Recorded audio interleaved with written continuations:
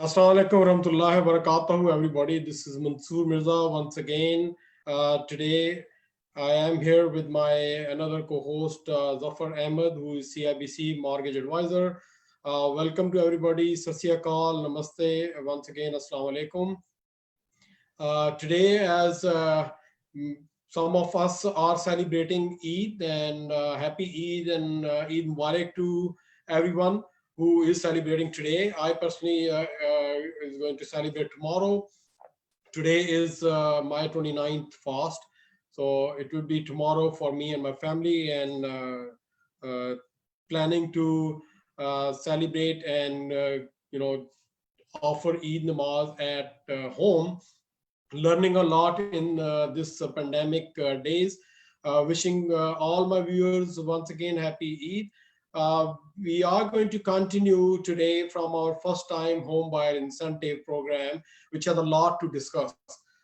We have covered some of the main segments of this first time home buyer last series episode, which we covered the first $4,000 incentive discount on our land transfer tax for the first time home buyers. We covered the government plans for equity sharing by providing 5% and 10% uh, support for their down payment. But there was some still confusions among our viewers, and I was getting a lot of questions. So what I thought and discussed with my friend Zafar Ahmed, that we will go through not all of those topics which we discussed last time, but we will at least highlight those again. And once again, if you have any questions, you are still not getting clear, feel free to call myself or Zafar Ahmed. We will love to explain you one on one. As I mentioned, yes, pandemic, everybody is in lockdown, but my office and virtual office is open. I'm still booking appointments with families.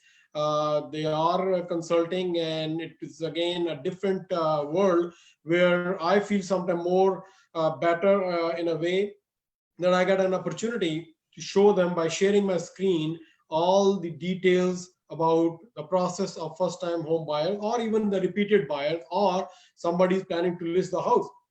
So it's very I would say positive way of looking at these things is that virtual these meetings are I personally see more convenient. So once again, I'll explain you the topic. The last time we discussed was there are few things which our government is giving incentives for the first time home buyer, and the reason they give these incentives is so that the affordability become more easy, and people are getting the first time home buyers are the buyers who have very limited resources. Repeated buyers, I normally call them, they have more strength of buying the next property because they are getting a good number of dollars from their equity of their purchase current sales. But the first time home buyers are working hard to save some money and planning to buy their dream houses. So for those individuals, there is one segment of the incentive is to get $4,000 land transfer tax credit. The land transfer tax credit works in a way that if I am the first time buyer, a loan going on the title, I will be getting a $4,000 discount on the land transfer tax. On the other side, if I am joining with another person, and might be it's my spouse, but if I was the first time buyer but she has already a property, then I'm entitled still to get my share of $2,000 credit on the land transfer tax. Similarly, if there are three buyers, two of them were new buyers and first time buyers, I am the only one who is first time buyer. Sorry, those two new first time buyers will get their share, which will be split into one third of the $4,000, and whatever the amount is, they will get their share. And because I'm repeated buyers, I won't get my discount. So that's one part of the share discount you get on your land transfer tax. Now, the other part was that federal government has announced equity sharing with your purchase of the property, and that equity sharing actually covers up to 5% and 10%. So I am going to explain you how this 10% and 5% sharing works, so that you get more clarification on how this down payment uh, works. Just give me a second and I'll bring that details on the screen in a second.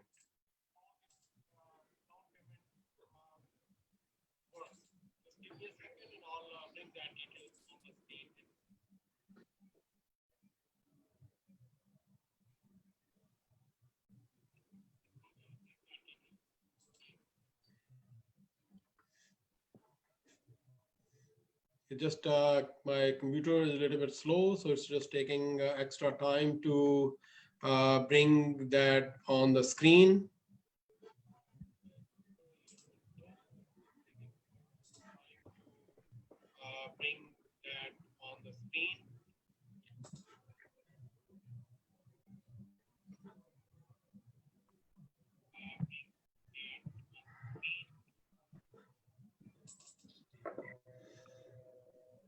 So while I'm opening that file, I can just keep discussing that this incentive was actually a very good incentive by the government. And the reason they wanted to do this is because we have the crisis of housing market. The government would like to help and support to get those crisis covered. Housing market. Government would like to help and support to get those crisis covered. Housing market. Government would like to help and support to get those crisis covered. Housing market.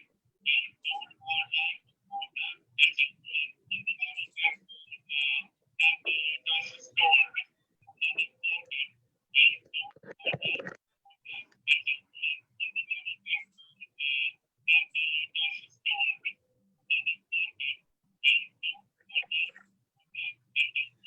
Now, I hope that everybody can see this screen.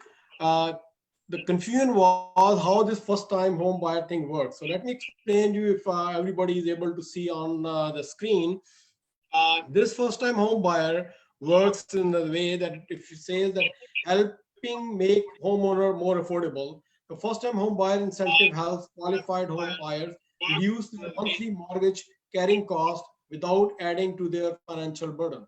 So how this one works, highlights are 5% on 10% shared equity mortgage. Remember, the important word is shared equity market as mortgage, as I was explaining you that yes, government has a sharing in this equity with you. The incentive would allow eligible first-time home buyers who have the minimum down payment of an insured mortgage. Once again, it should be an insured mortgage. Nobody can come up with 20% or 25% and then ask the government to give them another 10 or 15%. No, it's only under 25% because government wants to keep this loan secured. To apply to finance a portion of their home purchase through a form of shared equity mortgage with the government of Canada. For the purchase of an existing home, an incentive of 5% is available. Once again, remember, for the purchase of an existing home in a resale house, 5% incentive will be available. And for the purchase of a newly constructed home, an incentive amount of 5% or 10% is available to qualified buyers. Now, government is giving more incentive for builders' home, newly constructed home. The reason, they wanted to promote the builder newly construction so that builder can build more houses. So resale houses is 5%.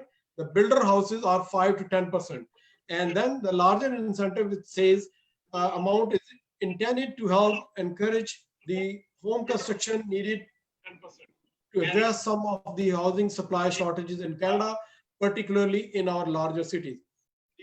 This will, when the government add this 5%, 10%, obviously your monthly payment reduced because your down payment is increased. So government wants to reduce your monthly cost and encourage you to buy the houses. So this is again, once again, the highlights of the first-time home buyer incentive program was 5% and 10% government equity share. And the one I explained you was $4,000 land transfer tax. And as I already shared with majority of my contacts, if you are interested to keep the latest updates, please send me your cell number and text me at 416-571-1163. I'll definitely love to add you into my updates list. and you'll be getting any kind of real estate updates weekly basis or sometimes twice a week. Or if there's anything available new, I try to even send you more, but I try to restrict 1 or 2 updates a week. There was another update yesterday. News is coming out that government is planning to reduce the qualifying rate from 5.04 to 4.94. That's 10 basis points. Yes, some people have commented it's very less number, but let me explain you.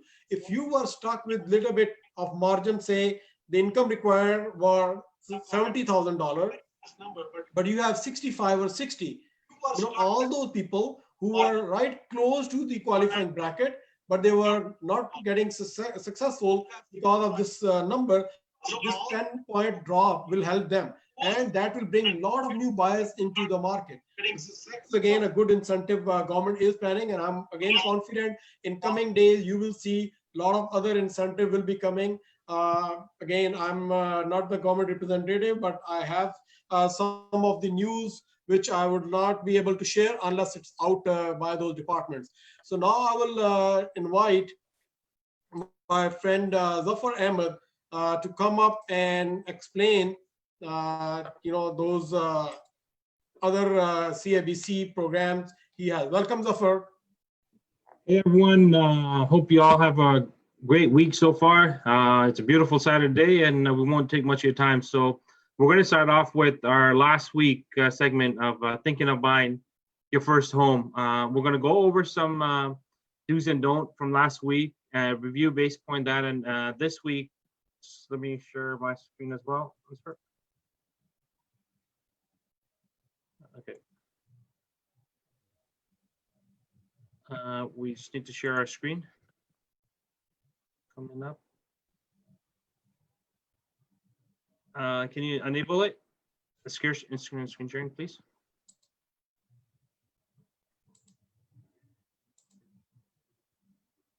All right, let's try this one more time. Okay. So let's see if we can bring this up. And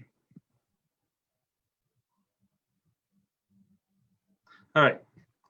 So we started with thinking of buying first home, and last week we review on knowing your basic and getting started. Determining whether you are financially ready to purchase. And this week, that's what we were going to focus on. So knowing the basic, income and affordability is our topic's going to be for this week. And we'll go from there. So are you financially ready? Determining what you can afford. We can help determine the price range, and you can comfortably afford and how things may impact your cash flow or saving goals. So consideration includes annual household income, amortization period. That's something a lot of people say amortization period needs to be 30 years. Not everyone can qualify for 30 years amortization. Down payment, closing costs, property tax, insurance, and other additional expense. That a lot of time on the closing day, it's a surprise for clients. So we're gonna start with saving you for your home purchase. Consideration, when do you plan on buying? How much will you need to save? That's the biggest, knowing when you're planning on buying and how much you need to save for down payment. A lot of time people say, okay, I have money, but it's not here. You need to have minimum 3 months deposit in your account down for your down payment for you to purchase a home. A lot of time last minute people say, okay, you know what? I have money, but it's not in my account or it's not here. So that's a very, very big part, and it's a big challenge when you don't have money in your account, and you're looking to purchase a home for $700,000-800,000, and we need to figure out, okay, where's the money? There's a lot of steps that you need to take before purchasing or even applying for a mortgage. Ways you can save your money for your down payment: short-term saving, investment, regular investment plan, tax-free saving account, registration for retirement saving plan, your RRSP, and home buyer plan. So incentive for first-time home buyer, which Mansoor, I believe you already touched on today. Government of Canada incentive earlier. You know, so home buyer plan. The home buyer plan helps Canadian become, like Mansoor earlier said, first-time home buyers. Sorry.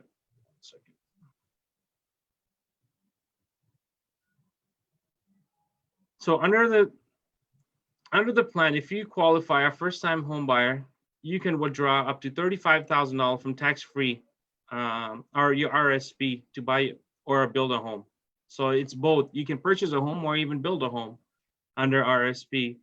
To avoid consequences, tax consequences, you must pay back the amount withdraw to RSP over 15 years. Joint borrower can both access $35,000 from the RSP. So if there's a husband and wife, they both have $35,000, you can withdraw up to $70,000 towards your down payment.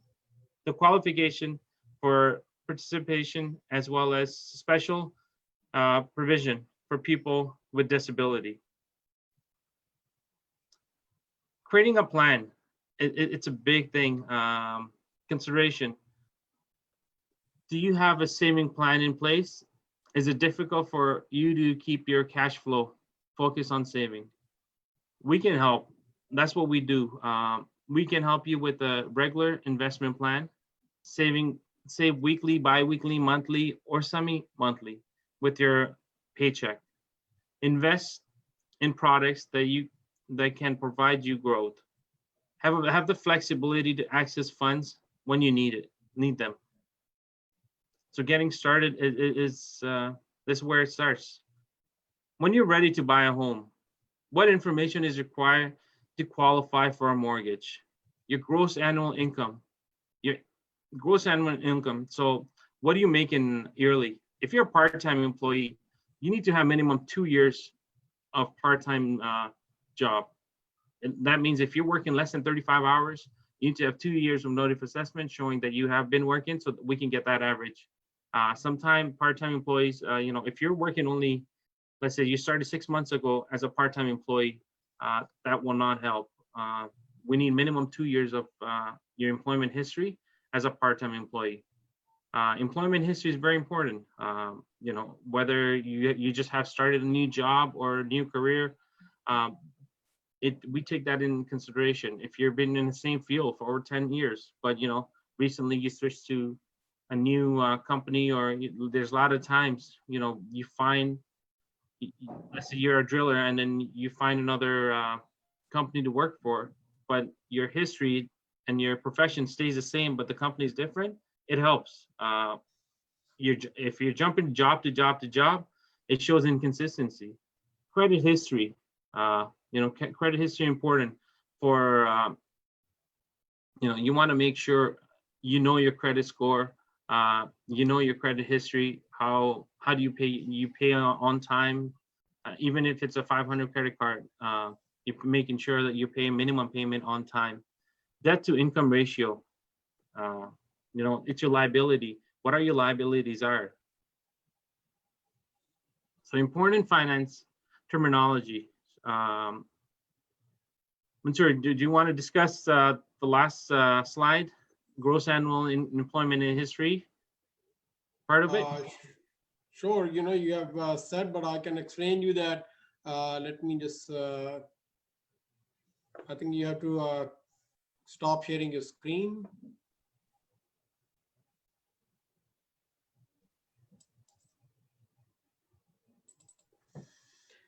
Yes, as you were mentioning about the employment history, this is very important. As you mentioned that people switch around different jobs, and that gives a different impression that your job stability is not there. So if your job stability is not there, then again, my simple formula to understand this whole process of getting mortgages is that you need to make sure that pretend that somebody's coming to you and asking you for $5,000 or $10,000 loan. you are going to look into their credit ratings. You are going to look and see or ask, might be their your family friends or your within family, if they are family members, what kind of person he is, what income he has, how much money approximately he makes, how and when he would be able to pay my loan back. So imagine if you are so much concerned for your $5,000, $10,000. Imagine the banks who are going to give you 500 or $1 million.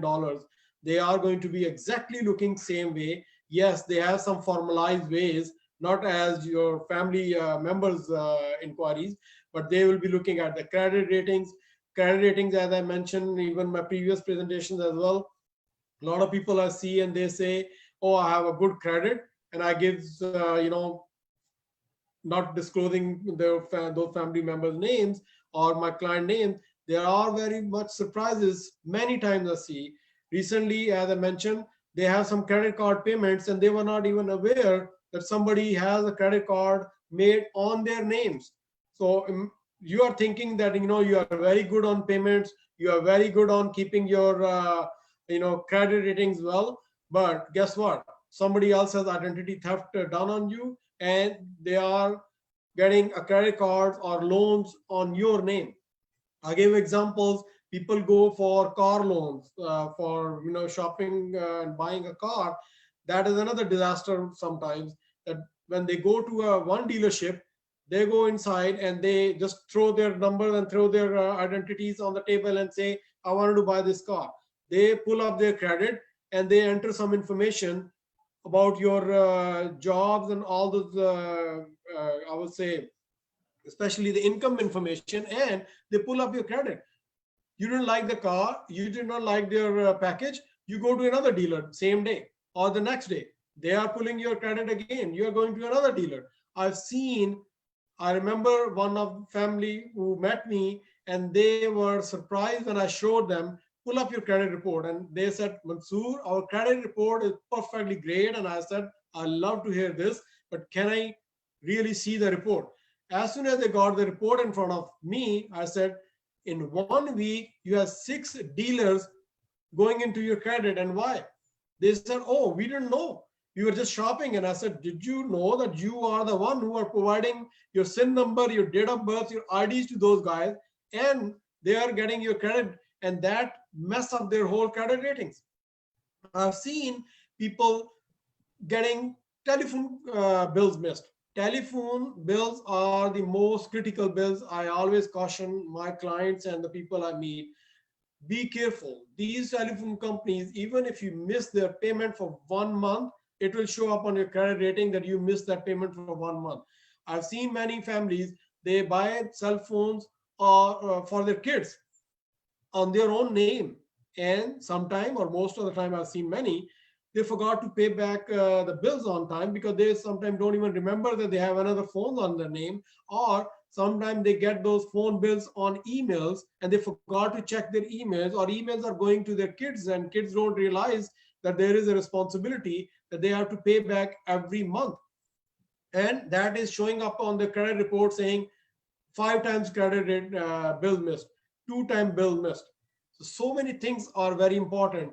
And again, for as Zafar mentioned, especially for the self-employed, yes, there is different criteria for the self-employed, but self-employed has more criteria or difficult criteria in a way that they will be asking you for the last 2 years of notice of assessment. Show us the history that you're continuously making this much money so that the bank can feel more comfortable as compared to someone who has a job. So Zafar, anything else you like to add? It just want to let people know, it's important that to check your there's a lot of apps out there that you can even do it for free. Check your apps. There are apps there. You can check your scores. You can go take a look at them. Like you said, I sorry think to interview. For this apps, I would recommend, Zafar, this is my personal opinion, that a lot of time I see people are saying that, "Oh, I was online," or some banks or some credit companies have offered me that, we will give you free or might be a $5-10 monthly alerts. Those alerts are better, but these days every bank is giving you an option for free. You just go into your banks and turn on your all credit card, all savings or checking cards accounts, and set up, if, for example, if you purchase more than $50, you'll be getting text message. If you are purchasing anything or anything is deposited into your account more than 10, 15, whatever limit you set. For example, I have set up in different accounts for $500 purchases. Some accounts I have set up for purchase of $100. I get text message right away. So those alerts, I am personally convinced, but I normally recommend everybody go to those credit companies which are more favorable, or the banks are more inclined toward those companies. And the one I recommend is equifax.ca. Go to that website once a year, pull up your credit report one time instead of getting the whole package. I would recommend you, my personal opinion, to get $23.95 if I am not wrong, or $23.99 report. That report will show you every single detail from day one of your Canadian credit history. If you see anybody is on there and you don't even recognize them, always there's a number in front of that report. Call them and find out who are you and why you are getting my credit. I discourage you to get all these ABC kind of apps on the phone these days. Do not go, because once you go to those websites or once you go to those links, you are disclosing your personal information about name, date of birth, and SIN number. Then there you go. You already given them your all credit ratings and credit history and your personal information. They can do anything with it. So always use the secure. Sorry, Zafar, this was my comment. Okay, so no, like we CIBC as a bank, we do have a app. Once you download the CIBC app, you can check your score. It's totally free. And like you said, Equifax go into detail, but it'll give you those alerts if anyone's put a credit card under your name or any. It's better to have something than not to have anything at all. That's all I'm saying on that end. But like you said earlier, there's few things. Just remember, guys, if you're part-time employees, you have to be minimum 2 years in the field and working for 2 years minimum for us to consider as your income. Same thing, like you said earlier, with self-employees, 2 years. Again, that you have a business, you've been doing for at least 2 years. And next week, we'll touch base with more. Okay, we're ready to purchase a home, and these are what are the consideration that we need to do. So our next week topic would be, when you're ready to buy a home, what information is required to qualify for a mortgage? Thank you very much. And once again, I will request all of the viewers, please, my tip of the day is every time, because I see so many of my families and friends and clients are getting stuck in these situations. Make sure, don't just jump in and open your door, sit into your car and just sign up an agreement, or buy a house and say, wow, a beautiful house, and we are lucky that we got our offer accepted. Don't do this. Prepare yourself. We are here to help you. Discuss with me. Call me at 416-571-1163. Contact Zafar Ahmed for the mortgage needs as well. I am here to help and ready to give you all the presentation and details.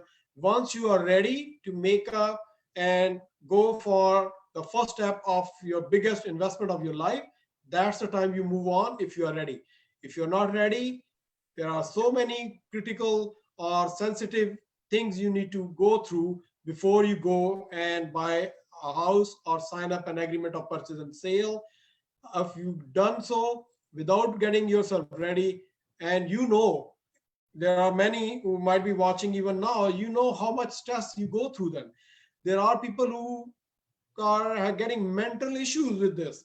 I know, when you're 10, 15, 20,000, $30,000 deposit going away, and seller is going to sue for their damages. It's very stressful matter. It's not buying a fruit or buying a small TV or small equipment. It's the biggest investment of your house. Virtual office is open, here to help you out with my video links, and I can sit down and discuss all of your real estate needs. Zafar, would you like to add something, or we should just close today's session? I think all I'm going to say is enjoy the rest of the day, guys. It's a beautiful weekend, and stay safe, and we will see you next week. And let me acknowledge there are some of our friends Tony Ibrahim is watching. Dawat Khas, Rashid Saab, thank you for watching. Vern Vella is watching. Hello, Vern, how are you? Usman Khalid Saab is watching. There were some already passed, and I don't see them on screen right now. So everybody who are watching, thank you very much for joining. Today, the reason I moved from Sunday, this is always on Sunday, and this week only I moved it to Saturday because of the Eid tomorrow, and my mathematics class will be again today because of the Eid. Happy Eid to all of those who are celebrating today and all of those who are celebrating tomorrow. Enjoy this Eid at your home, stay home and stay safe. Thanks and have a great day.